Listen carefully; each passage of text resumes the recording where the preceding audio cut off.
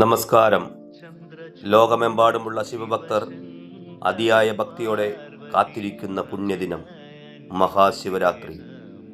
ഇരുളിൽ നിന്നും വെളിച്ചത്തിലേക്കും അജ്ഞതയിൽ നിന്നും അറിവിലേക്കും നമ്മെ നയിക്കുന്ന ഈ രാത്രിക്ക് പറയാൻ അതിമനോഹരമായൊരു കഥയുണ്ട്.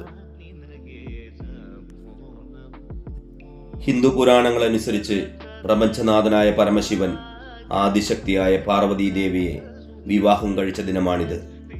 പ്രകൃതിയും പുരുഷനും ഒന്നായ രാത്രി. മറ്റൊരു ഐതിഹ്യം പറയുന്നത് സൃഷ്ടി സ്ഥിതി സംഹാരമൂർത്തികളിൽ ആരാണ് ശ്രേഷ്ഠൻ എന്ന തർക്കമുണ്ടായപ്പോൾ ശിവനൊരു അനന്തമായ അഗ്നിസ്തംഭമായി പ്രത്യക്ഷപ്പെട്ടത് ഈ ദിവസമാണെന്നാണ്. മഹാശിവരാത്രിയുടെ ഏറ്റവും പ്രധാനപ്പെട്ട കഥ സമുദ്രമഥനവുമായി ബന്ധപ്പെട്ടതാണ്.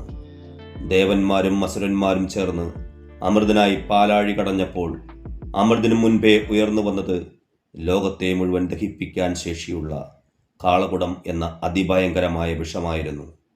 പ്രപഞ്ചം നശിക്കുമെന്ന് കണ്ടപ്പോൾ ഭഗവാൻ ശിവൻ ആ വിഷം സ്വയം പാനം ചെയ്തു. ഭഗവാന്റെ ഉള്ളിലേക്ക് വിഷം ചെന്നാൽ അത് ലോകത്തെ നശിപ്പിക്കുമെന്ന് ഭയന്ന പാർവതീദേവി വിഷം താഴേക്കിറങ്ങാതിരിക്കാൻ ശിവന്റെ കണ്ഠത്തിൽ മുറുകെ പിടിച്ചു. അങ്ങനെ ആ വിഷം അദ്ദേഹത്തിൻ്റെ തൊണ്ടയിൽ തങ്ങി നിൽക്കുകയും കണ്ഠം നീലനിറമാവുകയും ചെയ്തു.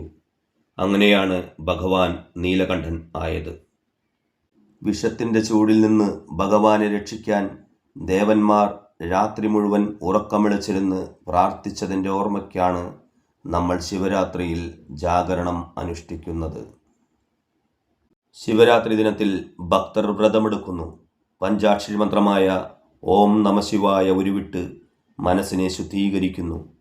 ശിവന് ഏറ്റവും പ്രിയപ്പെട്ട കൂവളത്തില കൊണ്ട് അർച്ചന നടത്തുന്നതും ഓരോ യാമങ്ങളിലുമുള്ള പൂജകൾ തൊഴുന്നതും ജന്മാന്തര പാപങ്ങൾ കഴുകിക്കളയുമെന്ന് വിശ്വസിക്കപ്പെടുന്നു. കേവലമൊരു ഉറക്കമിളക്കലല്ല ശിവരാത്രി.